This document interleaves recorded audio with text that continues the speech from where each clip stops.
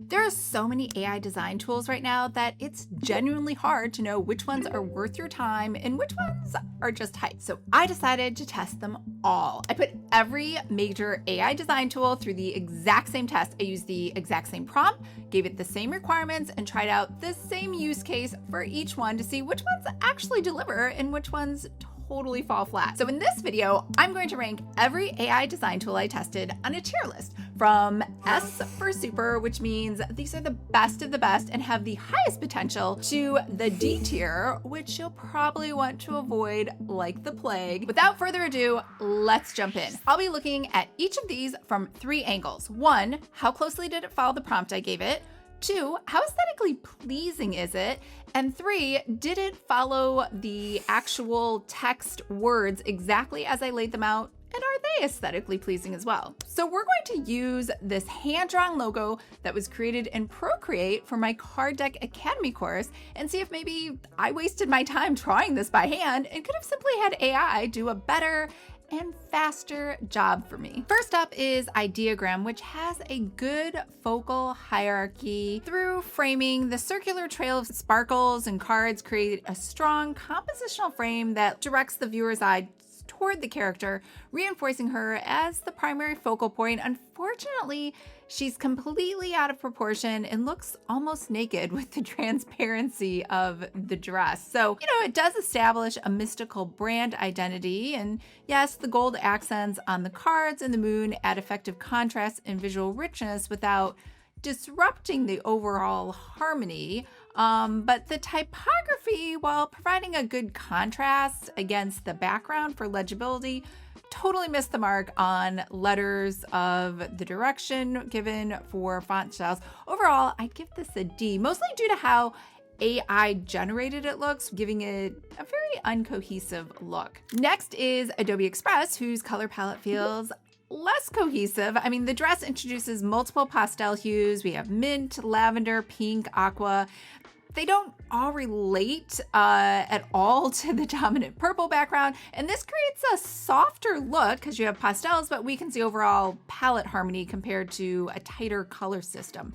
So it has a weaker focal hierarchy. The moon halo behind the character helps establish focus, but the surrounding objects like the tablet, notebook, coffee cups, cards, those feel loosely placed and visually disconnected, which diffuses attention away from the central figure. So the typography lacks contrast and clarity, and even if it weren't gibberish, it's too light against the soft gradient background, reducing its readability and visual authority. So overall, I'd give this a D as well. Next is OpenArt, which has a strong visual focal point and composition. The moon halo behind the character effectively anchors the composition and draws the viewer's eyes to the center. So that's good. The surrounding objects are spaced evenly, creating a balanced circular layout that supports the central figure without overwhelming her. I would say it has a cohesive color harmony with a clear theme. The design uses a predominantly purple palette with some soft lavender and blue transitions, keeps the overall visual language consistent across the character, the objects, and the background. Now, the secondary elements here slightly compete with the main subject. Items like the laptop, tablet, and mug have similar brightness and visual weight to the character's dress and face. Slightly reducing their contrast or saturation would help, honestly, maintain a stronger visual hierarchy and keep the character as the clear primary focus. But it did nail the typography, so I'd give this a solid C. All right, next we have Adobe Firefly, which has a very cohesive color palette. So the design commits really well to a strong monochromatic purple scheme. Like, it uses variation in the values and saturation to create depth, and this keeps the visual language consistent and reinforces the mystical theme without introducing any distracting colors. It has a clear visual hierarchy and good focal framing. The glowing circular rings and the moon halo effectively frame the character and naturally guide your eyes to the center. So the orbit-like arrangement of the objects also creates a controlled radial composition that supports the focal point. However, The background density really competes with the subject. So the star field, the nebula textures, they're all visually rich, but easily become just way too busy. And that busyness reduces the contrast between the character and the background. And it didn't even attempt the typography. So I'd say this one is a C too. Next is GenSpark. Has a good focal hierarchy and character emphasis, so that's good. The large moon backdrop and high contrast between the character and background effectively anchors the composition. It makes the figure the clear focal point, which is definitely what we want, but the composition is somewhat balanced with the floating objects, which are arranged evenly around the figure, and they create a stable visual balance. However, simplifying maybe one or two elements could have improved the clarity and kept the design from feeling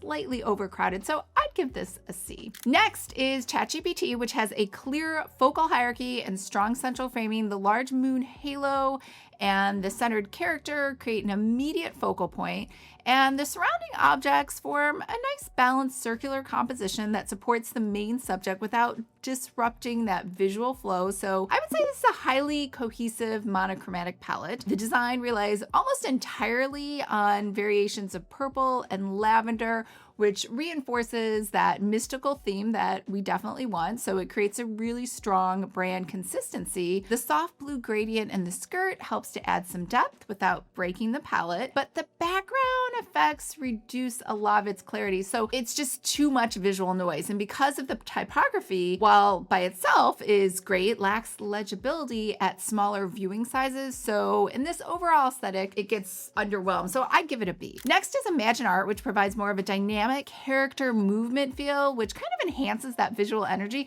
So like the flowing hair introduces directional movement, and that kind of makes the whole composition feel more animated and engages you compared to a more static version. This helps create a better sense of storytelling and infuses some personality into the character. But the mixed lighting effects reduce its overall realism, and while the halo moon is great and suggests a really strong background, the character and the surrounding objects aren't evenly lit from the front. So aligning the lighting direction more consistently would have helped improve its depth and dimensionality. So the typography styling also feels kind of inconsistent. So the asterisks around card deck and the spacing between the title elements, it just kind of gives it a little bit of a visual clutter at the top. So I give this a solid B. Next is Canva, which introduced a new moon color that shifted the visual temperature. So that warm golden moon wasn't what I asked for, but I'm pleasantly surprised. It did a great job of contrasting with the otherwise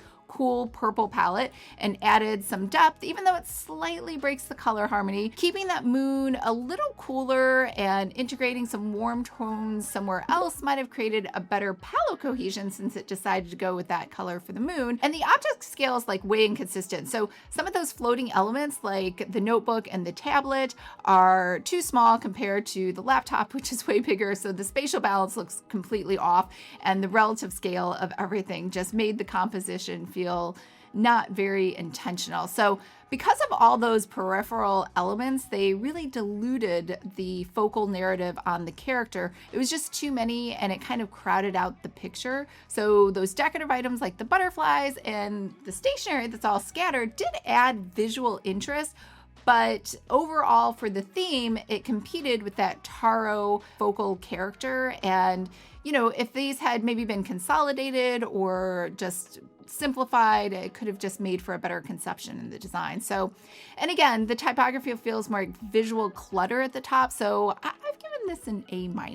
All right, next we have 11 Labs. Now this has a much stronger typography integration, with the crescent moon being a C in card deck, which I think is a very thoughtful brand detail. It visually tied in that mystical theme. It shows a symbolic typography, like a better overall understanding and output of what this is trying to do. So the storytelling here is amazing. The simple sparkles alone and the environment just made everything feel more intentional and thematic, and the orbiting objects really help to add some more consistency. So I'd give this a solid A. Next up is MidJourney, which has exceptional focal composition and symmetry. So the centered figure framed by the luminous full moon creates a good, powerful visual anchor, and the radial placement of the floating cars reinforces the balance and draws your eyes naturally right towards the focal character. So it creates more of a refined monochromatic palette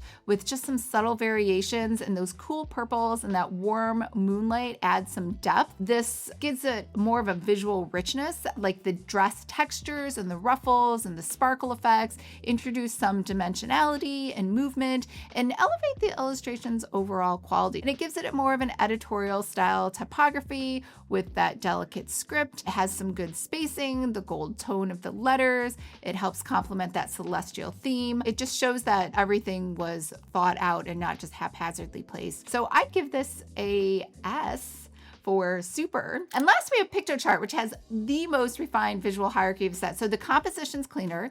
There's more control in this than we saw in the other versions. There's fewer competing elements. The moon halo clearly anchors the character, and the floating objects are spaced more evenly, which keeps the central figure as the dominant focal point. So it has a stronger brand consistency through color restraint. That design commits honestly to a tighter, like purple lavender palette with the smoother value transition in the dress itself. So compared to the earlier designs that introduce more pastel or mixed tones, this palette feels more like the mystical brand identity. It feels intentional, it feels celestial. So the typographies match perfectly to the illustration with card deck and that flowing script, and Academy creates like a clear typographic hierarchy, and it feels balanced with the actual composition and the rest of the image. So the crescent moon is integrated in the title, which I always like because that just shows that it's intentional and on brand with the celestial theme. Just overall, I would give this an